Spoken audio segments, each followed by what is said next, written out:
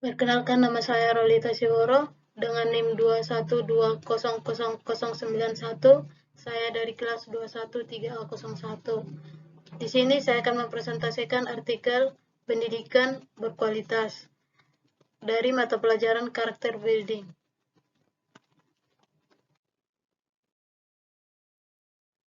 Pengertian pendidikan berkualitas. Pendidikan merupakan sebuah proses yang harus dilalui oleh setiap orang dengan tujuan memiliki pengetahuan, kepribadian, dan meningkatkan proses berpikir agar mampu menyelesaikan masalah yang dihadapi baik secara pribadi maupun di masyarakat. Pendidikan berkualitas adalah upaya untuk mendidik seseorang yang cerdas dan berakhlak, kemudian mampu bersaing dengan baik. Pendidikan merupakan salah satu hal yang penting dalam hidup kita, dan pendidikan yang berkualitas layak didapat oleh setiap orang. Faktor yang mempengaruhi kualitas pendidikan. 1. Rendahnya kualitas sarana. Untuk sarana, banyak sekali lembaga pendidikan di Indonesia yang tidak layak untuk digunakan. Banyak sekolah yang gedungnya rusak atau bahkan masih ada lembaga pendidikan yang belum memiliki gedungnya sendiri. Dan pengguna media belajar rendah, serta buku perpustakaan yang tidak lengkap. 2. Rendahnya berkualitas guru.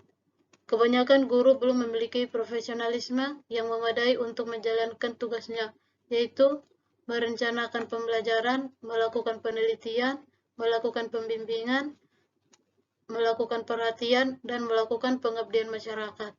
Yang ketiga, rendahnya kesejahteraan guru. Hal ini penting dan berpengaruh jika kesejahteraan seorang pengajar belum terpenuhi. Kemungkinan besar akan sulit buat pengajar untuk menyampaikan bahan pelajaran terhadap peserta didik dan optimal karena bisa saja motivasi mereka untuk mentransfer ilmu menjadi berkurang dan berkonsentrasi pendidik pun lebih mengarah terhadap bagaimana memenuhi kebutuhannya sendiri. Yang keempat, rendahnya prestasi siswa. Namun bukan berarti bahwa anak-anak di Indonesia bodoh. Pada dasarnya tidak ada anak yang bodoh, tapi yang ada adalah anak yang rajin dan yang kurang rajin. Motivasi belajar dari para siswa bisa juga dipengaruhi oleh faktor-faktor eksternal. Yang kelima, masalah kurikulum. Kurikulum pendidikan di Indonesia yang kurang menekankan pentingnya studi yang dalam dan berkelanjutan mengenai wawasan Nusantara. Hal ini akan merugikan bangsa karena pada saat peserta didik memasuki dunia kerja, orientasi utama mereka mungkin lebih mengarah terhadap materi. Kurikulum dari segi pengajaran yang kurang mengarahkan peserta didik untuk nantinya jika telah lulus menempuh pendidikan formal untuk mencapai suatu hal yang akan membentuk kepribadian yang baik. Yang keenam, mahalnya biaya pendidikan. Mahalnya biaya pendidikan dari taman kanak-kanak atau TK hingga perguruan tinggi membuat masyarakat yang kurang mampu tidak memiliki pilihan lain selain tidak bersekolah. Solusi agar pendidikan di Indonesia semakin berkembang.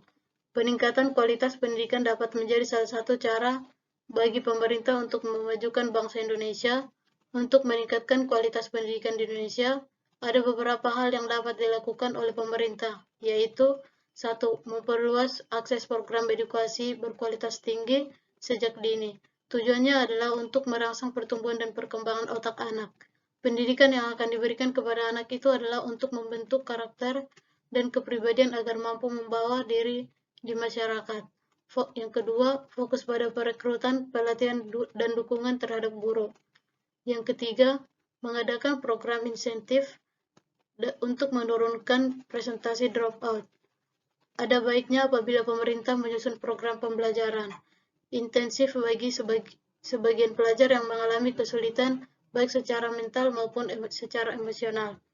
Tujuannya untuk mengurangi anak-anak putus sekolah dan dengan alasan apapun. Yang keempat, mendukung program belajar di perguruan tinggi. Belajar di perguruan tinggi masih merupakan masalah besar bagi sebagian masyarakat di Indonesia.